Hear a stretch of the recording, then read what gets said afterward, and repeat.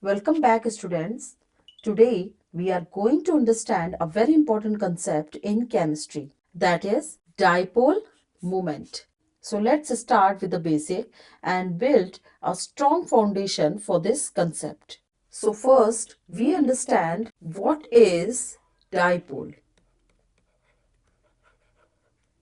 Whenever two atoms have different electronegativity, the shared electron shift towards the more electronegative atom. Suppose there are two atoms A and B and assume that B is more electronegative as compared to A. Then shared electron between two atoms shifted towards B atom because it is more electronegative than A. That creating a partial negative charge on B and partial positive charge on A. This creates a dipole. That means partial negative charge on more electronegative atom and partial positive charge on less electronegative atom, and the separation of charges is called dipole. Now what is dipole moment? So dipole moment is a measure of polarity of a molecule, or we can say that it is a measurement of how much charge separation is there, how far the charges are separated, and how strong the polarity is in the bond or molecule. So, strong bond means higher dipole moment, and higher dipole moment means more polar molecule.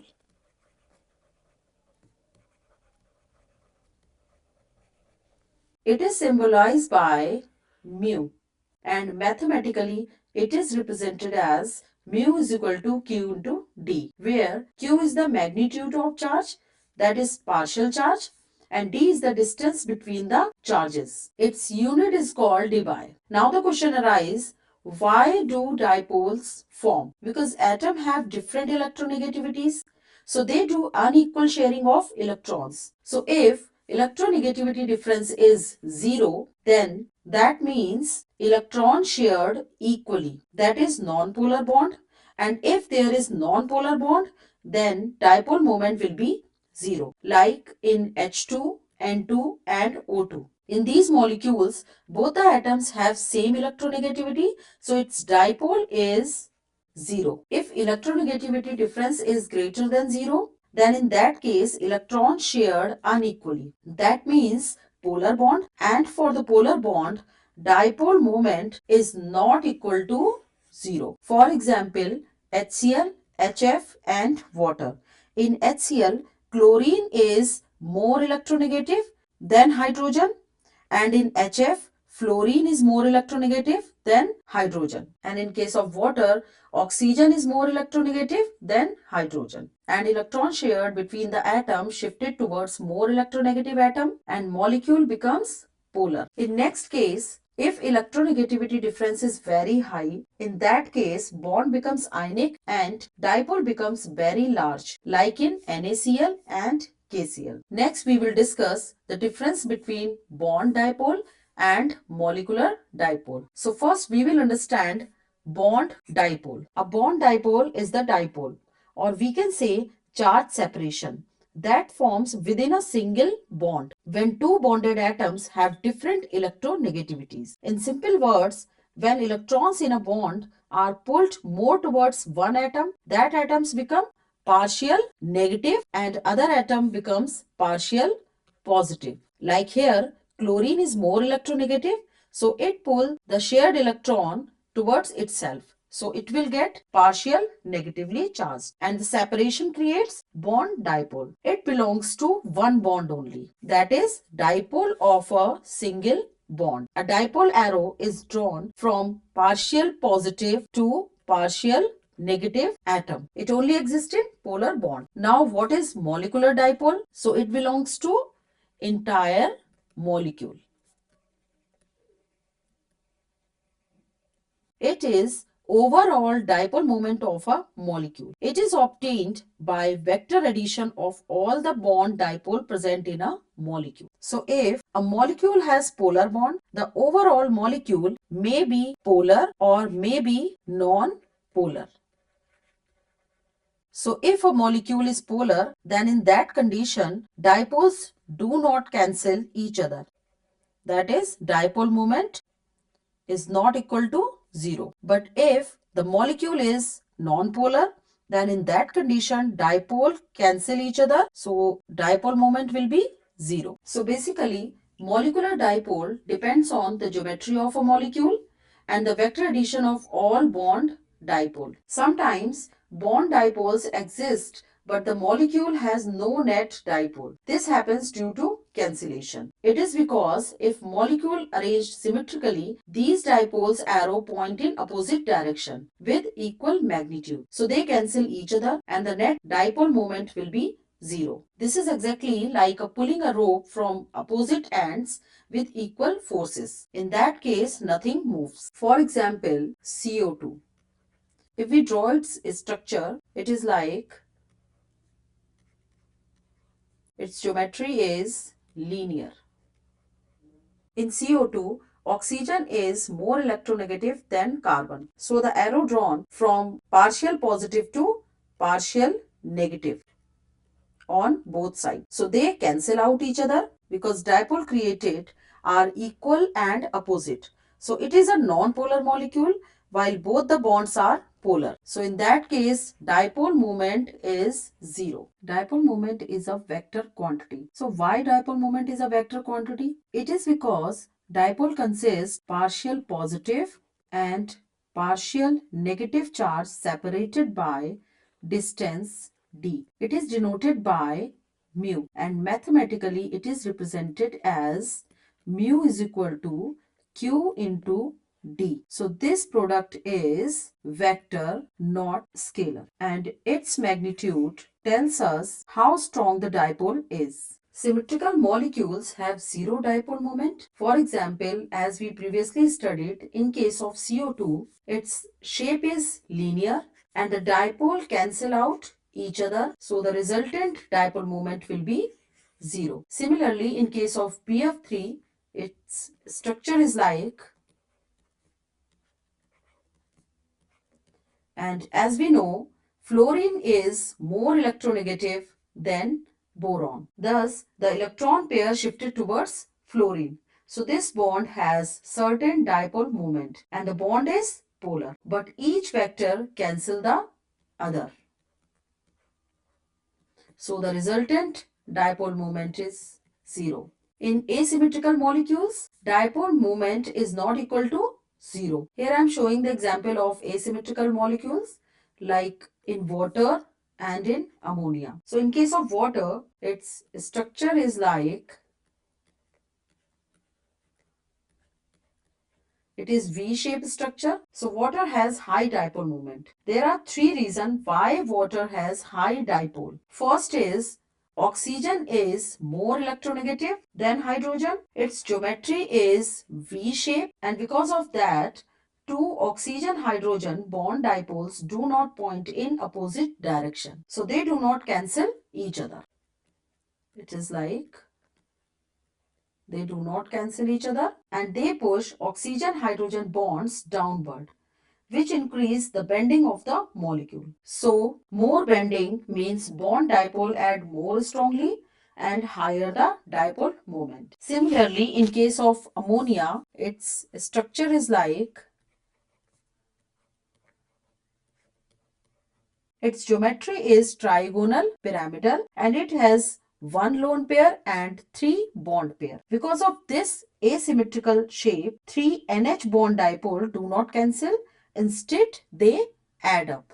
Because nitrogen is more electronegative, so it pull the bond electron towards itself.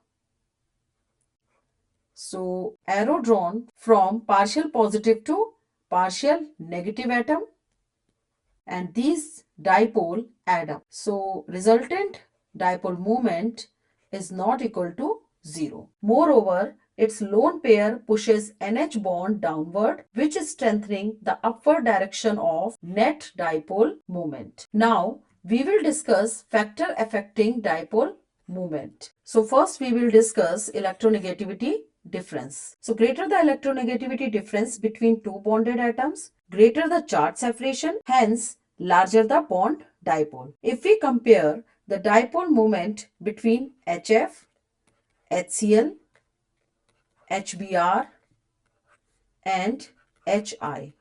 So in these molecules, HF shows highest dipole moment due to highest electronegativity of fluorine. Next is bond length.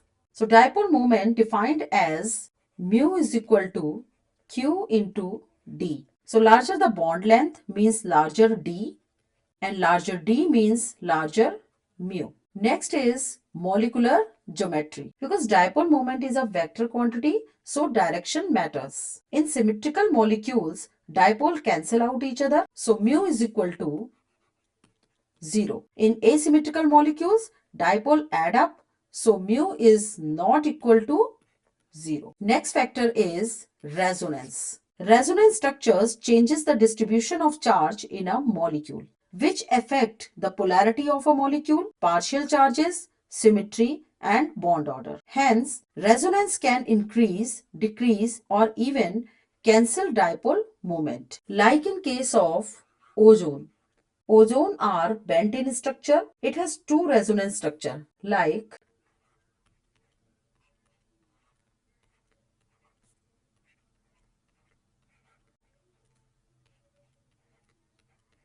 one oxygen-oxygen bond becomes partially double and other oxygen-oxygen becomes partially single. And there is delocalization of negative charge. This causes asymmetry in molecule. So dipole do not cancel. So its dipole moment is not equal to 0. But in carboxylate ion, it is like